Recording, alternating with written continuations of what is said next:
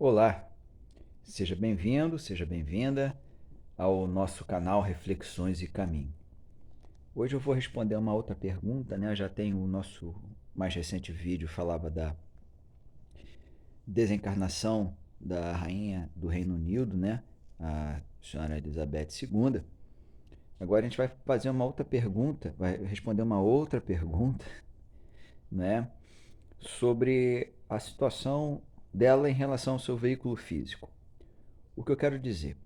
No momento que esse vídeo está sendo gravado, ocorre o velório dela, né? Milhares de pessoas certamente irão passar diante de seu corpo com os mais variados sentimentos.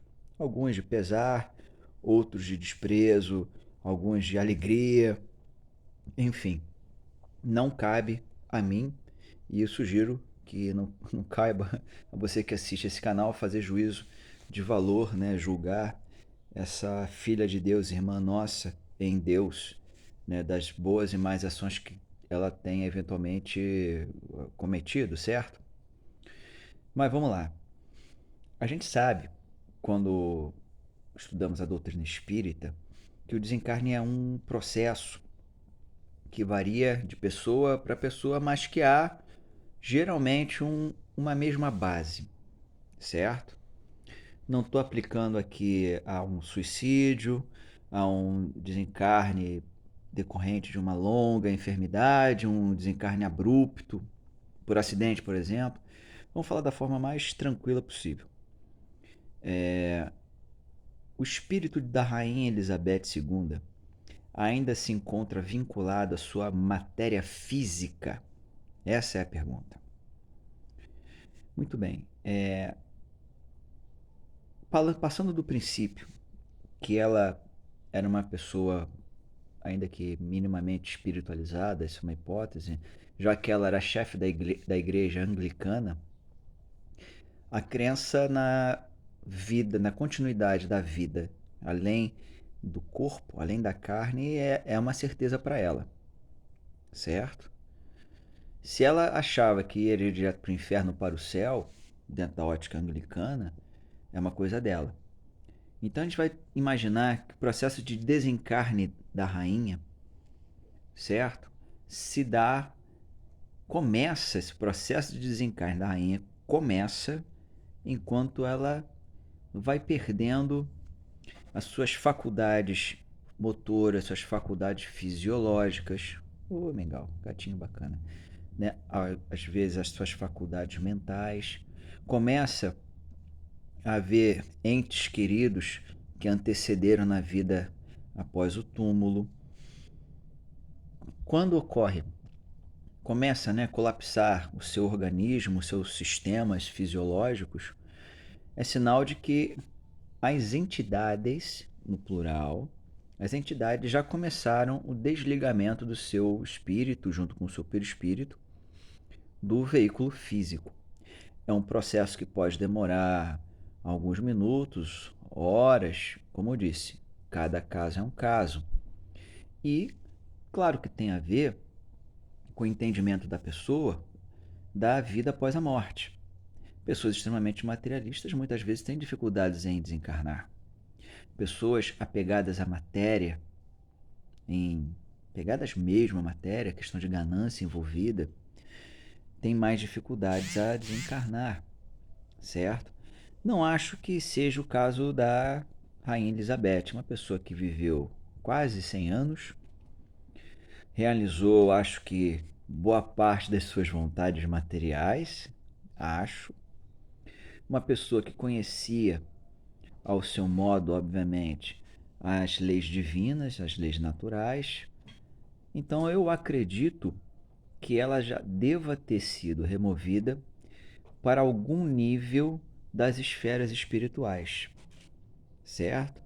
E que nada mais, nada menos é apenas o seu veículo físico que está sendo visitado por essas milhares de pessoas. Ah, será que ela está assistindo, né, o seu próprio velório? Não sei, eu acho muito complicado alguém afirmar taxativamente, já que, como eu disse no início do vídeo, cada caso é um caso, certo? É claro que depois ela, mediante o seu grau de consciência, vai aumentando, vai evoluindo. A gente não sabe se ela foi muito entorpecida para a espiritualidade, se ela foi andando carregada por alguém, enfim.